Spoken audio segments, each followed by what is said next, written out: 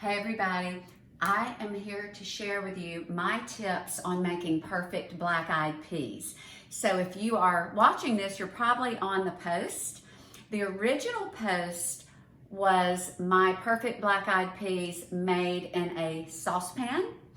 I know that many of you now have Instant Pots, so I'm going to show you how to do it in the Instant Pot. Now, you're gonna do the same thing whether you cook these on the stove top or the Instant Pot. You're gonna use the same recipe where you use your peas, your onion, your cloves, all the seasonings. And let me just show you whether it's in the skillet or this. I have already sauteed in the Instant Pot. I did the bacon, the onion, the garlic, everything except the peas, the liquid, and the bouillon. So this is your base, and this is what's going to make these taste really, really flavorful, okay?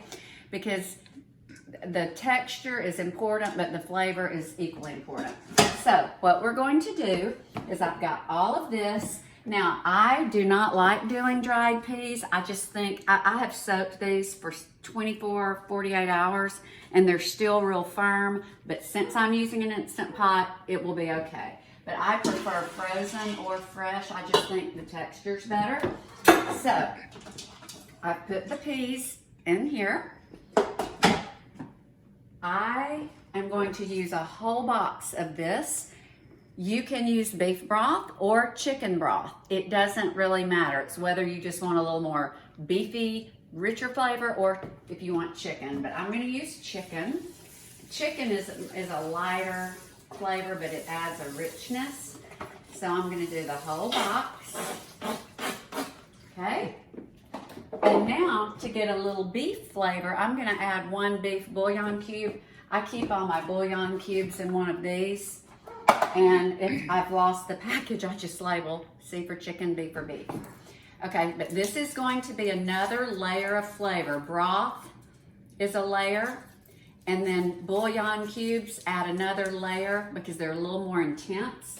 But I'm just gonna crumble that up like that. Okay, all right, and then I'm going to add 2 more cups of water.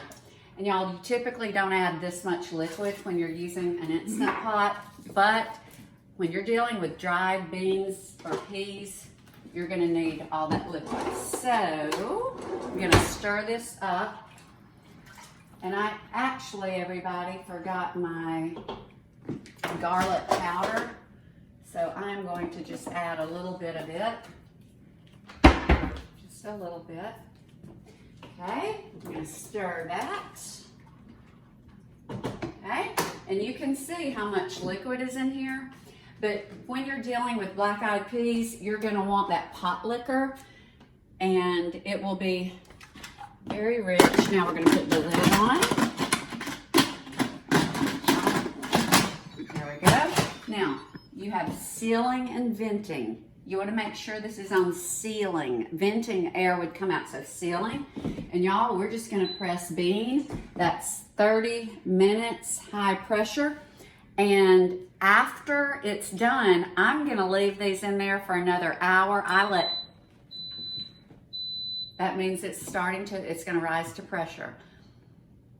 When you're dealing with an Instant Pot, when it's done, I very seldom quick release anything. I let things sit because the longer it sits and as the pressure releases, it continues cooking, breaking down. So I'm gonna let these come to pressure, cook, and probably I will come back in another couple of hours and we'll see how they look.